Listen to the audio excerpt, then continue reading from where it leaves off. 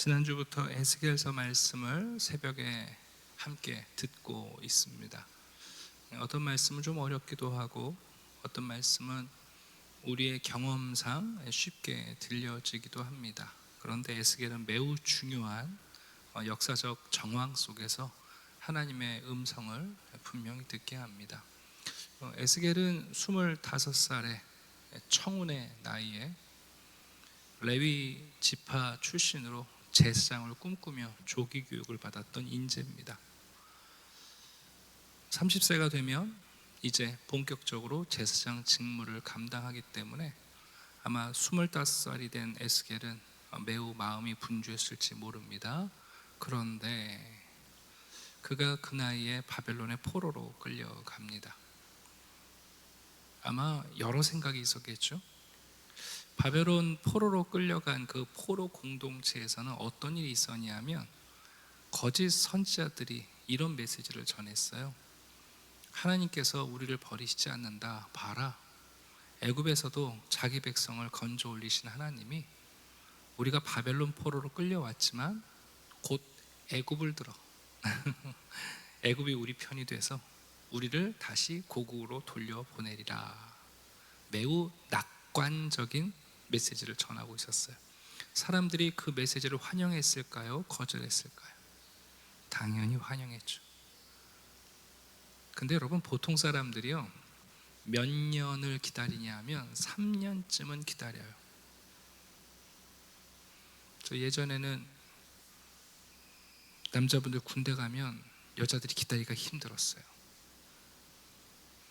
요즘은 1년 반이라 남자들이 안 기다려주는 것 같긴 한데, 여러분, 그렇게 5년의 세월이 그냥 덧없이 흘러갑니다. 그 예레미야서를 보게 되면 속히 돌아오게 된다, 그런 포로 공동체에서 전하는 가짜 선지자들에 대한 경고가 있어요. 그렇지 않다, 아직 멀었다, 70년이 차야 한다. 그러니 거기서 애도 낳고 결혼도 하고 집 짓고 살아라. 예레미야는 그렇게 선포해요. 근데 가짜 선지자들은 낙관론을 가리켜요. 곧 좋아진다, 곧 좋아진다. 여러분, 그렇게 3년, 4년, 5월에 시간이 흐르는 동안 에스겔은 어느덧 나이가 30세가 되어버립니다. 어땠을까요? 에스겔도 첫해, 둘째는 기다리지 않았을까요? 내가 곧 돌아가서 내가 성전에서 제사장 역할을 하리라, 그런 생각하지 않았을까요? 아직까지 성전이 있었으니까요. 근데 이제 나이 30이 됐는데 돌아갈 길은 보이지 않아요. 그래서 그가 강가에 나와서 흘러가는 강을 보면서, 야, 니들이 나보다 낫다, 내 인생 이제 뭐하나, 강물에 뛰어들까, 그런 생각까지 했는지 몰라요. 바로 그때 성전에 계실 줄 알았던 하나님이 하나님의 드론을 타시고 포로 공동체가 있는 바벨론에 오시는 환상을 보게 하시는 거예요. 하나님은 성전에 머물러 계시지 않는다. 너의 인생은 단순한 제사장이라는 갇힌 상상력이 아니라 하나님께서는 너를 새로운 선지자로 부르신다. 네, 그게 이제 에스겔의 1장과 2장에서 보여준 놀라운 소명의 사건이죠. 에스겔에게 하나님의 환상을 보게 하시고 2장에 가시게 되면 이제 하나님의 말씀을 듣게 하십니다. 그리고 나서 에스겔에게 하나님의 손을 펴서 두루마리를 넘겨주세요. 2장 9절을 잠깐 보시면, 내가 보니 보라, 한 손이 나를 향하여 펴지고 보라, 그 안에 두루마리 책이 있더라. 그가 그것을 내 앞에 펴시니, 근데 이 두루마리는 매우 독특해요. 그 두루마리 앞면과 뒷면에 빡빡하게 하나님의 말씀이 담겨 있어요. 이 얘기는 뭐냐 하면 에스겔이 무엇을 더할 수 없는 말씀이라는 뜻도 있고, 하나님께서 자기 백성에게 하시고자 하는 말씀이 매우 많다는 뜻이기도 합니다. 그런데 공교롭게 읽어보니 그 내용은 좋은 소식이 아니에요. 죽음과 애곡과 슬픔에 대한 이야기가 가득해요. 여러분, 누가 이런 두루마리를 받고 싶어요? 누가 여러분 이런 애가의 책을 받고 싶겠어요? 그런데 하나님이 뭐라고 그러는 줄 아세요? 10절을 보시게 되면 뭐 하래요? 오늘 3장 1절을 보면 뭐 하래요? 그것을 먹으래요. 먹는다는 표현을 우리 옛날에 영어 공부하실 때 사전 먹듯이 생각하시면 안 되고, 이 뜻은 뭐냐 하면 체화하라는 거예요. 단순히 이 말씀을 기억하는 걸로 충분하지 않아요. 하나님의 말씀을 우리가 앵무새처럼 말하는 게 중요한 게 아니라, 에스겔 너는 선지자니 이 하나님의 말씀이 너의 온 몸으로 체화되도록 먹으라는 뜻이에요. 먹는다는 말은 말 그대로 우리 몸으로 소화를 시킨다는 뜻이거든요. 그게 이 의미예요. 뒤에 보면 15절을 보시면 에스겔이 여러분 이 메시지, 이 소명을 받고 어떻게 있다고 되어 있냐면 14절, 내가 근심하고 분한 마음으로 가니, 그렇게 되어 있어요. 이게 무슨 얘기죠? 에스겔은 여러분 하나님이 부르시는 이 소명에 긍정적으로 답변할 수가 없었어요. 왜냐면 그 다음에 무슨 얘기가 나오냐 하면 3절부터 보게 되면, 인자야 이 두루마리를 네 배에 넣어서 네가 소화해서 백성들에게 전하는데 백성들이 어떻게 할 거라고요? 반응하지 않을 거라고요. 그들은 그들은 마음이 굳은 백성이라는 거예요. 그러니까 여러분 에스겔은 이중적 고통이 있죠. 자기에게 주신 말씀이 사람들이 받고 싶어 하지 않은 죽음의, 애곡의, 슬픔의 메시지이고, 그리고 더군다나 그 메시지를 전하면 열매가 있는 게 아니라 사람들에게 거절당할 거라는 거 아니에요?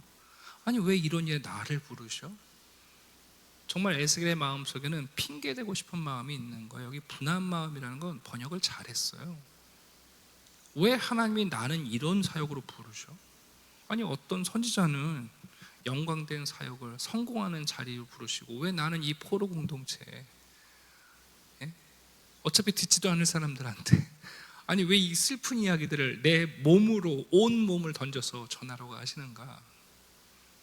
여러분 사람들이 오해하는 게 하나님이 나를 부르시면 다 순종할 것 같으시죠? 아니요. 보통은요 하나님의 소명을 받으면 핑계대기 바빠요. 모세도 그랬어요. 저는 말 못합니다. 저 거기 못 갑니다. 네. 자, 그런데 재밌는 표현이 나와요. 5절을 한번 볼까요? 그런데 이스라엘 족속이 네가 전하는 내 메시지를 받고 왜 듣지 않고 반응하지 않냐 하면, 언어가 다르기 때문이 아니라는 거예요. 여기 하나님의 매우 조크스러운 표현이에요. 언어가 다르거나 말이 어려운 백성에게 보내는 것이 아니라 이스라엘 족속에게 보낸다. 자, 여기서 상상력을 좀 발휘해 봅시다. 여러분 이스라엘 족속들이 포로로 어디로 끌려갔냐면 바벨론으로 끌려갔어요. 그러면 언어가 통해요? 안 통해요? 안 통하죠. 여러분 외국 나가시면 외국인들이 여러분한테 말하면 어떻게 하세요? 긴장하시죠. 더군다나 여행이 아니라 내가 만약 포로로, 노동자로 끌려갔다면, 우리나라에 와 있는 동남아의 이주 노동자들이 여러분 사장님이 뭐라 그러면 얼마나 힘들어합니까? 여러분 이스라엘 족속들이 바벨론에서 그 바벨론의 언어를 배우려고 얼마나 노력하며 그 바벨론 사람들이 하는 단어 하나하나에 얼마나 귀를 기울이겠어요. 그러다가 고국 모국어 들으면 반가울까요? 반갑지 않을까요? 엄청 반갑죠 여러분. 한인 사회에 가면 지금도 드라마만 한국 드라마만 보시잖아요. 예? 한국 사람 만나려고 여러분 교회 안 다니던 분들 교회 가잖아요 여러분. 그죠? 그러면 바벨론의 포로 공동체에서 에스겔이 바벨론 언어가 아니라 여러분 이스라엘의 말로 하나님의 메시지를 전하면 어떨 것 같아요? 아니 모국어니까 반가워서라도 귀를 기울이지 않을까요 여러분? 네? 드디어 오랜만에 야 하나님의 말씀을 참 히브리 말로 듣는구나. 근데 뭐라고요? 6절, 언어가 다르거나 말이 어려워서 그들의 말을 알아듣지 못할 나라들에게 보내는 게 아니다. 이스라엘 백성들이 네가 이 말씀을 전할 때에 언어가 달라서가 아니라 뭐라고요? 7절 내 말을 듣고자 아니함이니라.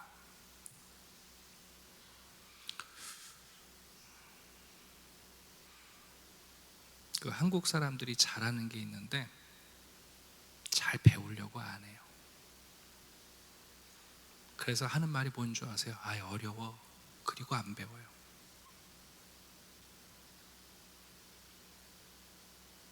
여러분, 어렵다고 사람들이 표현할 때는 두 가지 의미가 있는 거예요. 진짜 난해해서 이해를 못하는 건지, 아니면 난 안 배울래, 아몰랑, 내가 알 게 뭐야, 나 신경 쓰기 싫어, 나 관심 안 가질 거야. 그래도 뭐라고 표현해요? 어려워.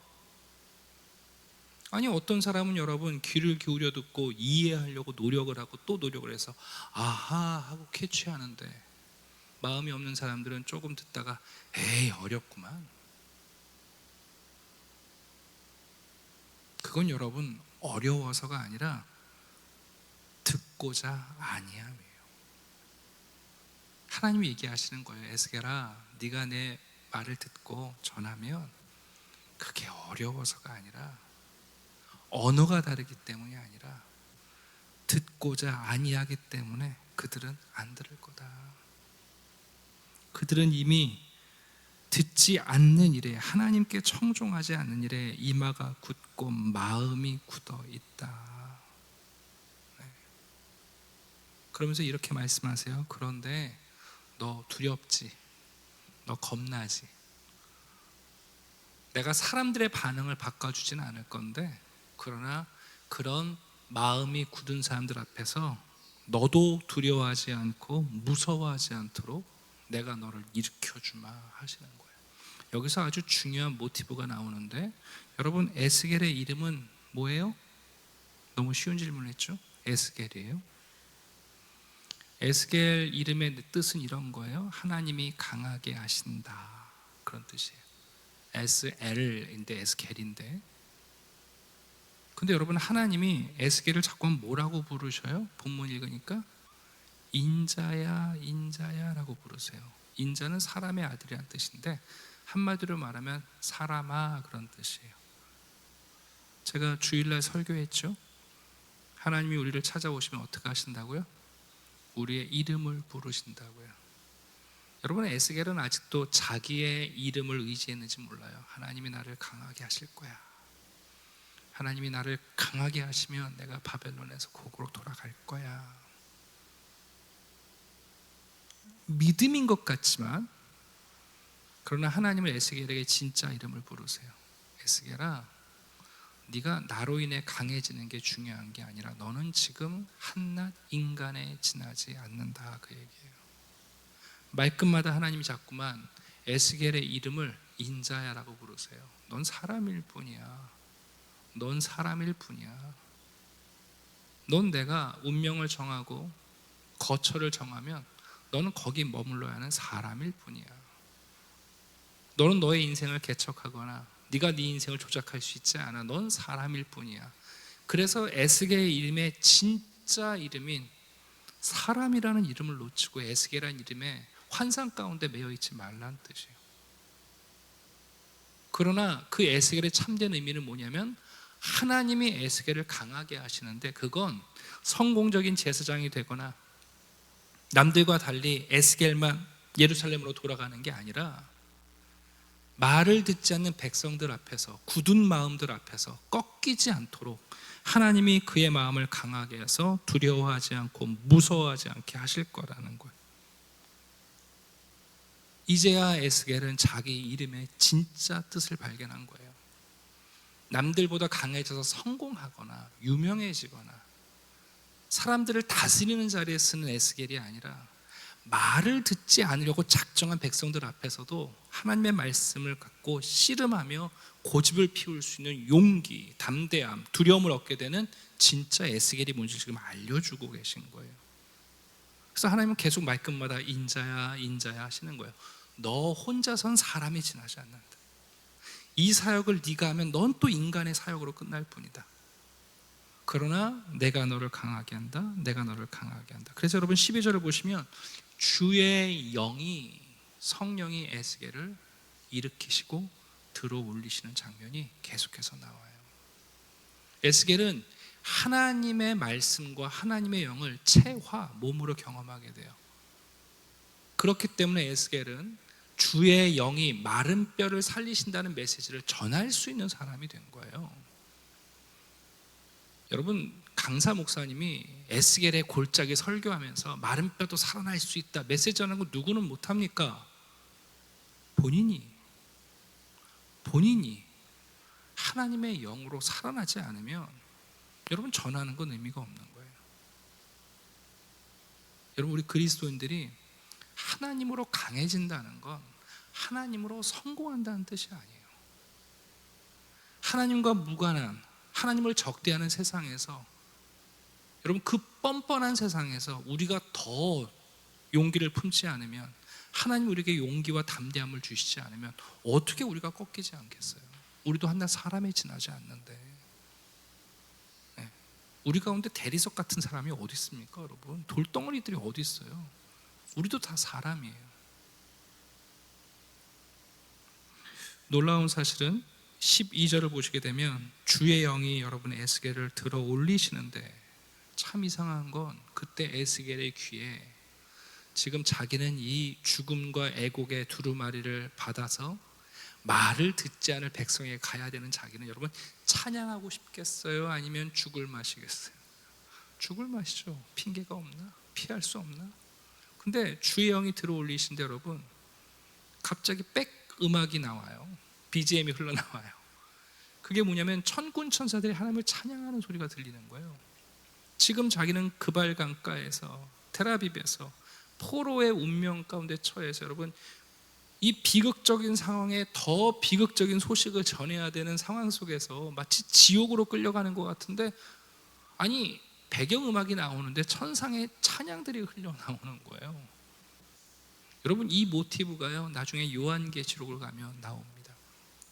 제가 이제 요한계시록 설교도 하겠습니다만, 한국 성도들은 요한계시록을 정말 오해하는데 요한계시록은 예배의 책이에요. 종말이라는 미래의 시간표를 가르쳐 주는 게 아니라 요한계시록은 예배의 책이에요. 그래서 요한계시록에서 가장 중요한 거는 7번 반복되는 천상 예배가 가장 중요한 본문이에요. 왜요? 이 땅에서 지금 박해받고 순교당하고 있는 그리스도인들에게 요한계시록은 7번 완성된 천상의 예배를 보여줘요. 무슨 얘기입니까? 지금 이 땅에서는 눈물을 흘리고 있고 죽어나가고 있고 우리가 박해를 받고 있는데 이게 우리가 패배한 것 같은데, 천상이 열려서 보니까 거기서 뭐 하고 있어요, 여러분? 승리한 성도들이 하나님을 찬양하며 이 땅에서 신앙의 경주를 하고 있는 성도들을 격려해서 천상의 예배와 이 땅의 예배가 일치하게 하는 게 요한계시록의 핵심이에요. 요한계시록은 여러분 미래를 시간표적으로 알려주지 않거든요. 지금 여러분 그거를 에스겔이 미리 본 거예요. 이 땅에서는 포로일 뿐이고 꿈을 상실한 사람이고 하나님의 소명을 받았지만 그 소명은 너무 어두운 소명인 것 같고, 그런데 여러분 갑자기 주의 영이 에스겔을 들어 올려서 천상의 예배를 보게 하시는데, 그건 우리가 패배한 거지, 우리가 지금 포로인 거지, 하나님은 포로가 아니셔요. 우리가 눈물 흘리고 있는 거지 하나님은 찬양을 받고 계세요. 여러분, 하나님은 여전히 다스리고 계신 거예요. 그게 12절의 내용이에요. 내가 내 뒤에서 크게 울리는 소리를 들으니 찬송할지어다. 여호와의 영광이 그의 처소로부터 나오는도다. 가만히 귀를 기울여보니 모든 생물들이 하나님을 찬양하고 있는 걸 보게 된 거예요. 여러분 14절, 그러니 에스겔이 더 이상 핑계댈 수가 없어요. 주의 영이 에스겔을 데리고 그가 피하고 싶고 떠나고 싶었던 바로 그 자리, 포로 공동체로 다시 데리고 가십니다. 제가 얘기했죠. 첫 번째 사명, 내가 피하고 도망치고 싶은 자리로 우리를 보내신다니까요. 이 바벨론을 빨리 떠나서 예루살렘 가고 싶은 게 에스겔의 마음인데, 아니요, 주의 영이 에스겔을 그 포로 공동체 테라빕으로 다시 보내시는 거예요. 본문은 이렇게 되어 있어요. 내가 근심하고 내가 이걸 할 수 있을까? 어떡하지? 왜 나한테 하필이면 분한 마음. 남들은 좋은 사명 맡기고 왜 나한테는 이렇게 어려운 사역 맡기나? 여러분, 이 일로 15절을 보니까 7일 동안 에스겔이 자신의 사역에 대한 준비 기간을 갖습니다. 7일이라는 시간은 두 가지 의미가 있어요. 첫 번째는 제사장이 공적 사역을 시작하기 전에 정결 의식을 행하는 기간이 7일이에요. 이제 에스겔은 더 이상 제사장의 꿈이 아니라 정말 하나님이 새롭게 부여하신 선지자의 사명을 준비하는 정결한 7일을 보내요. 근데 여긴 두 번째 의미가 있어요. 7일은 구약 성경을 보면 누군가가 죽었을 때 애곡하는 기간이에요. 이 이야기는 에스겔의 세례이기도 해요. 에스겔은 이제 과거에 자신을 죽이고 장사 치르고 과거의 자신의 삶에 대해 7일 동안 애곡하고 드디어 그는 체화된 몸으로 자신의 몸을 하나님의 메시지로, 여러분, 단단한 사람들보다 더 단단한 모습으로 출발하게 됩니다. 죽어야 사는 건 신약이 아니라 구약에서도 동일한 거예요. 자, 말씀을 정리하려고 합니다. 여러분, 에스겔서는요, 선지자 에스겔을 이해하지 못하면 이 메시지를 우리가 건성건성 보게 돼요. 이 에스겔의 생애를 우리가 좀 상상하면서 이 한 사람에게 맡기신 그의 몸으로 체화된 하나님의 메시지가 무엇인지를 우리가 이해할 필요가 있습니다. 자, 오늘도 첫 번째 우리가 생각해 봅니다. 여러분, 우리 고작 사람에 지나지 않습니다. 하나님이 강하게 하신다가 아니라 하나님만이 강하게 하시고, 그 얘기는 하나님을 떠나면 우리도 사람, 그냥 인자입니다. 그냥 사람의 아들일 뿐입니다. 그냥 우리 사람일 뿐이고요, 우리 가운데 더 단단한 사람 없어요. 우리가 남들보다 조금 더 성실하고 부지런하고 총명하고, 여러분, 조금 더 나은 삶을 살 수 있는 건 정말 하나님이 우리를 강하게 하셨기 때문에. 하나님 앞에 설 때마다 세상에 명함을 하나님께 내어놓는 사람이 어디 있습니까, 여러분? 어린아이처럼, 또 하나님이 아니면 살 수 없는 사람처럼 우리가 사람에 지나지 않는다는 사실을 여러분, 에스겔서를 읽으면서 계속해서 읽게 됩니다. 여러분, 하나님의 말씀을 전한다는 것, 그리스도로 살아간다는 건 나 때문에 어떤 사람이 변하는 결과가 중요하지 않아요. 우리가 자꾸만 오해하는 게, 하나님의 일을 할 때에 그게 사람들에게 어떤 결과를 가져오느냐에 너무 매이지 않으셔도 돼요. 하나님의 말씀은 계절 식품이 아니에요. 계절 메뉴가 아니에요. 요즘 커피 전문점 가면 여러분, 사람들의 기호에 따라 얼마나 새로운 음료들을 만들어내려고 애를 써요. 그죠? 새로운 음료를 만들었다고 사람들이 안 찾으면 없애버려요. 근데 여러분, 하나님의 말씀은요, 그런 계절 메뉴가 아니라 우리를 고치는 약이에요. 여러분, 의사들이 환자들한테 약을 쓸 때 환자들한테 한번 먹어보시죠. 마음에 드시면 처방할게요, 이런 거 보셨어요? 하나님의 말씀은 사람들이 좋아하면 전하고 안 좋아하면 안 전하는 게 아니라고. 이건 약이에요. 우리를 고치는 약이잖아요. 계절 메뉴가 아니에요. 에스겔한테 지금 그 말씀 하시는 거예요. 사람이 듣든지 아니 듣든지 너의 사명은 전하는 거다. 이건 계절 메뉴가 아니다. 이건 고치는 약이다. 그러면 사람들이 듣지 않을지라도 하나님은 한마디를 하실 수 있어요. 무슨 얘기를 하시냐면, 너희들 가운데 내가 선지자를 보냈다, 그 한마디 하시는 거예요. 신약성경 보면 나사로의 이야기 속에 아브라함이 그 얘기하잖아요. 부자가 뭐라고 그래요? 죽은 나사로 다시 살려보내시면 저희 형제들이 믿을 겁니다. 아브라함이 얘기하죠. 야, 이 땅에 하나님이 보낸 선지자가 많다. 그런 핑계는 대지 말아라. 사람들이 바뀌지 않았다고 하나님이 말씀하시지 않는 게 아니에요. 여전히 말씀하고 있는 하나님과 그 말씀을 전하는 사람들이 여전히 있는 거예요. 그러면 하나님은 당당하고 복음은 당당하고, 그리고 하나님은 그래서 선인과 악인에게 동일한 은혜를 베푸시는데 하나님은 당당하신 거예요. 마지막, 여러분, 하나님 우리에게 어떤 부름과 사명을 주셨을 때 우리도 이런 7일을 보내야 돼요. 하나님의 일에 걸맞게 정결하게 우리를 준비하는 시간들, 그리고 그 말씀을 위해서 그리스도와 살기 위해 이제 내가 예수 안에서 죽고 다시 살아나는 진짜 장례를 치러야 돼요. 여러분, 우리 그리스도인들의 장례식은 죽어서 치르는 게 아니에요. 예수 만날 때 이미 장례식을 치러야 돼요. 그래서 우리의 죽음은 천국 환송이지 죽음의 장례식이 아니고, 우리 이미 그리스도 안에서 죽었어요. 바울이 말하지 않습니까? 이미 내가 십자가에 못 박았다. 이제 내가 사는 거 아니다. 여러분, 에스겔도 이 7일의 기간 동안에 자신을 장례 지내요. 이것이 없었다면 에스겔이 이 포로 공동체에서 이런 어려운 말씀을 자기의 몸으로 전하기 어려웠을 거예요. 자, 오늘도 우리가 사람입니다만 하나님께서, 아니 하나님만이 우리를 강하게 하실 겁니다. 기도드리겠습니다. 아버지 하나님, 감사합니다. 오늘도 하나님과 함께 동행하는 복된 하루를 열어주셨습니다.